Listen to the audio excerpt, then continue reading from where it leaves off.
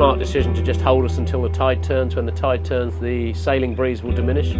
I'd say we get one really, really good race this afternoon. Fingers crossed we can pull a rabbit out of a hat. 5, 4, 3, 2, 1. AP is removed.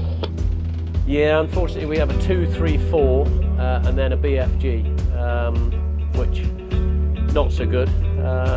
Yeah, we need to sail well today and we can be in the mix. 10 seconds to the start. 5, 4, 3, 2, 1. Line clear. Line clear. Yeah, well, it's pretty close. I mean, there's a drop coming into the point, so we're currently tied with Laurie Smith and his team for the lead. So we've really got to keep our eyes closely on those guys and see what they do and try and get ahead of them. Really enjoying it and looking a lot through the tide book every day and learning lots.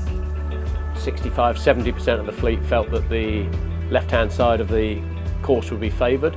Puts an onus on starting at the pin and getting to the left. A couple of people executed that very, very well and they were race-winning starts. The setup is all about having the boat balanced. As the great Vince Brunn taught us when we were kids, when the puff hits the boat, if the boat doesn't accelerate, you need to change something. Apply simple principles.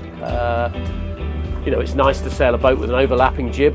All the modern boats have non-overlappers, so the tacking in terms of a technical discipline is rewarded. The boats are a little underpowered.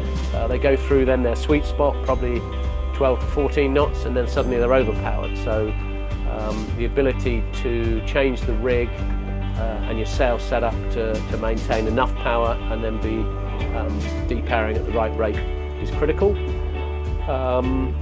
And then I would say the thing for the helmsman is minimal movement on the helm.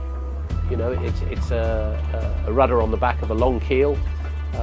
Set the boat up, try and use the helm as little as possible, and be as sympathetic with your steering as you can be.